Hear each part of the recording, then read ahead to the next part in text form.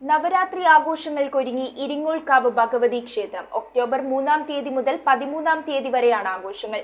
11 ദിവസങ്ങളിലായി ഭക്തി നിർഭരമായ ക്ഷേത്രാനുഷ്ഠാനങ്ങളും വിവിധ കലാപരിപാടികളും അരങ്ങേറുമെന്നും ക്ഷേത്രം ഭാരവാഹികൾ.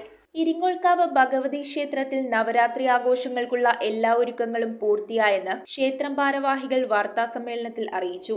ഒക്ടോബർ 3-ാം തീയതി മുതൽ 13-ാം തീയതി വരെ 11 ദിവസങ്ങളിലായാണ് ഇത്തവണ ആഘോഷങ്ങൾ നടക്കുന്നത്. 3-ാം തീയതി വൈകിട്ട് 6:30 ദീപാരാധനയ്ക്ക് ശേഷം നവരാത്രി സംഗീതോത്സവം പ്രമുഖ ഗാനരചയിതാവ് വയലാർ ശരത്ചന്ദ്രവർമ്മ ഉദ്ഘാടനം ചെയ്യും. തുടർന്ന് വയലിൻ സോളോ, ഓരോ ദിവസങ്ങളിലായി വൈകിട്ട് സോപാന സംഗീതം, പുല്ലാങ്കുഴൽ ഫ്യൂഷൻ, നൃത്താർച്ചന, മൃദംഗ കച്ചേരി, വിവിധ അരങ്ങേറ്റങ്ങൾ എന്നിവയും ഉണ്ടാകും. 10-ാം തീയതി വൈകിട്ട് 6:30 പൂജവെപ്പ്. 13-ാം തീയതി ഞായറാഴ്ച രാവിലെ വിജയദശമിയോടനുബന്ധിച്ച് പൂജയെടുത്ത് തുടർന്ന് വിദ്യാരംഭം, സംഗീതാർച്ചന എന്നീ ചടങ്ങുകളും ഉണ്ടാകുമെന്നും ഭാരവാഹികൾ അറിയിച്ചു.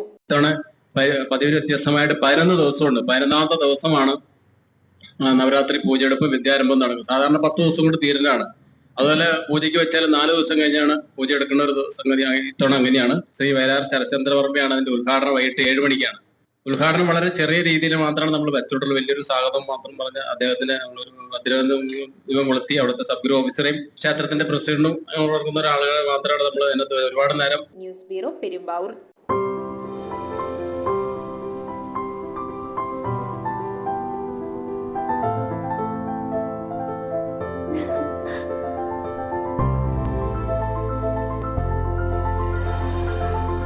കളങ്കമില്ലാത്ത സൗഹൃദം പോലെ കലർപ്പില്ലാത്ത വിശ്വാസം.